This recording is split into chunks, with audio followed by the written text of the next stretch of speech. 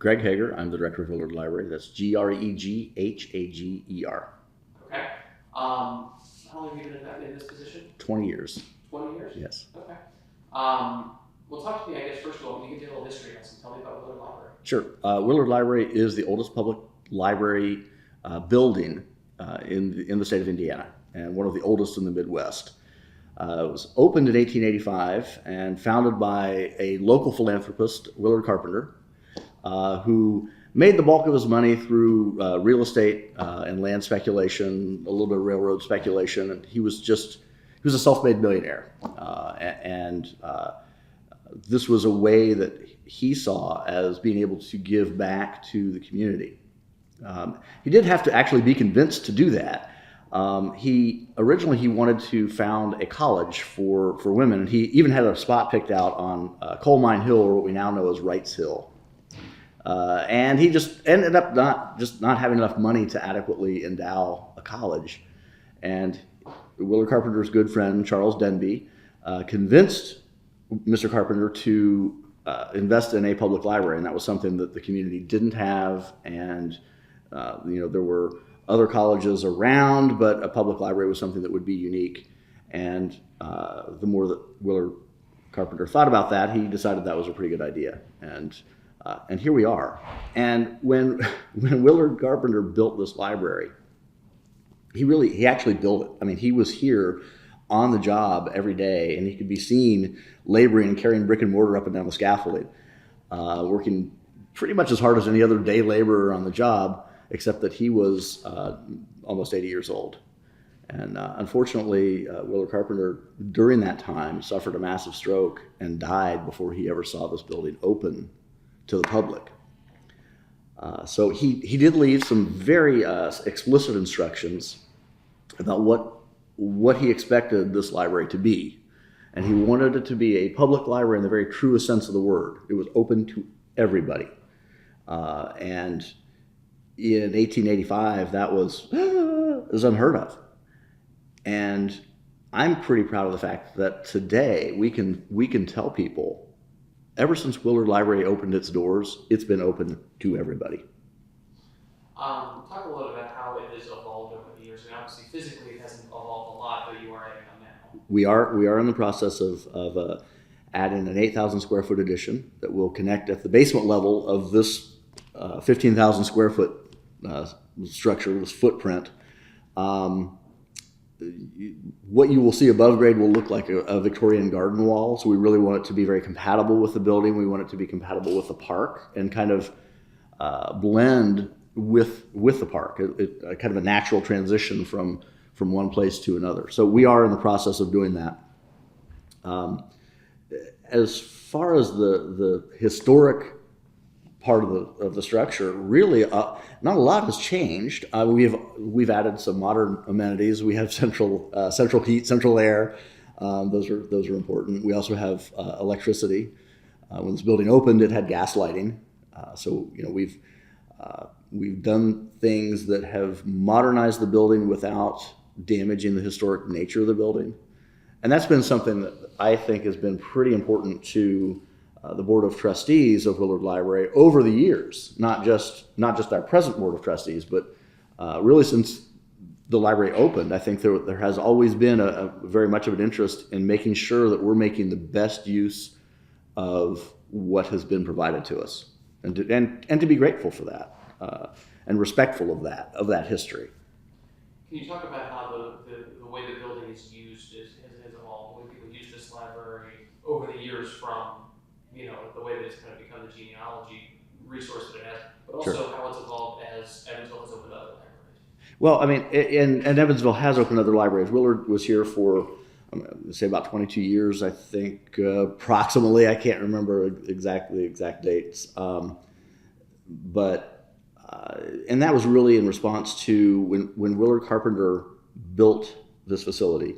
As I said, he had very explicit instructions on how the building was to function. And one of those instructions was that he didn't really see the need for other branch libraries, for other facilities other than this one. And after 20 years or so, people in Evansville were more mobile. they began to spread. The city was spreading out. The city was growing, and it became desirable for people to have a library that would be a little bit closer to where they were living.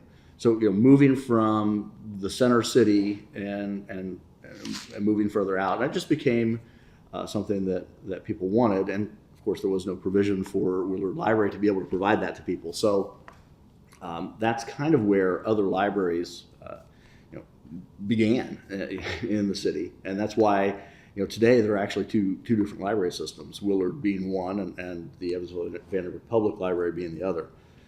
Both excellent institutions, and we have a lot of business relations and a pretty good relationship in terms of what we do and what we provide. So I guess over the years,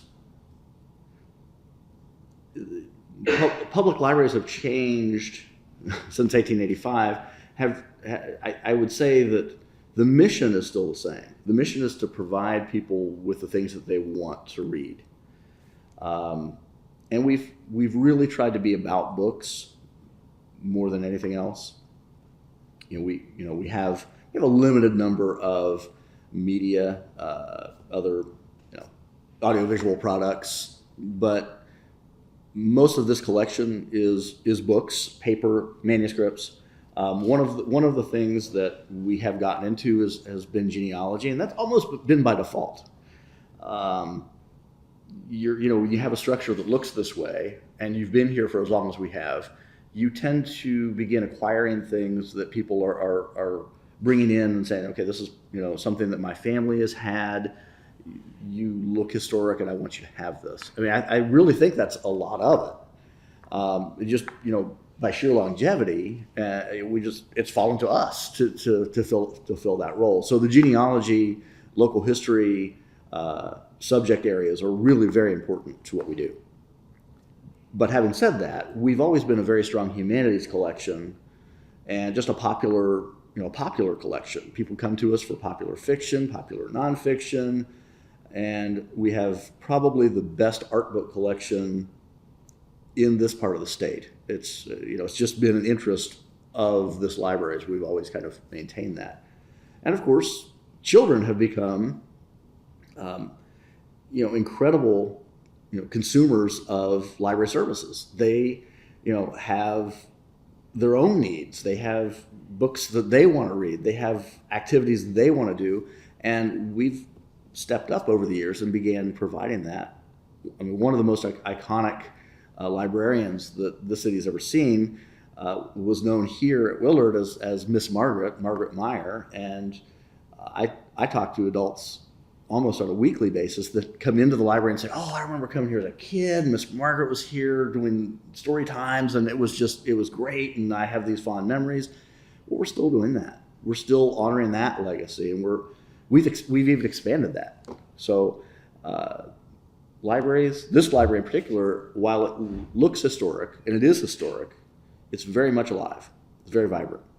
Talking about the historic nature of the building in the sense that, from an architectural and structural standpoint, what do you think makes the building most significant? And also, what has been the most important for you to maintain? And have there been any difficulties maintaining that? There are always difficulties maintaining an historic structure. Historic structures take a lot of care and feeding.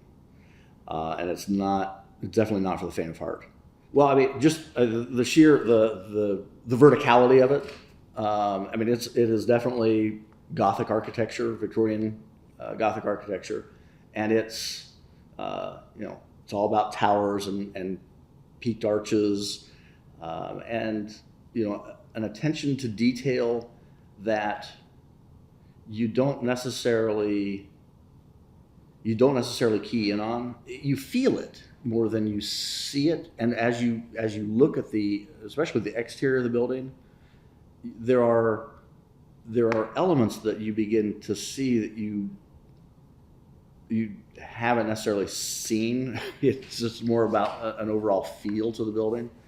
I mean, there are owls. There are terracotta owls on the exterior of the building that are surrounded by terracotta tile. That they're they're tucked away, they're prominently featured, but you don't necessarily see them right away. It's not like the first thing that jumps out at you.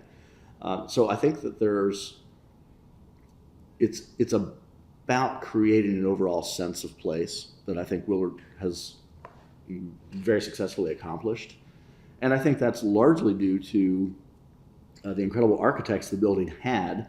The Reed brothers, James and Merritt Reed, were premier architects in the city. And they actually did Willard and a couple of other buildings and began to move further and further west, ended up in California where they designed the Hotel del Coronado, among several other fairly significant, historically significant structures in California.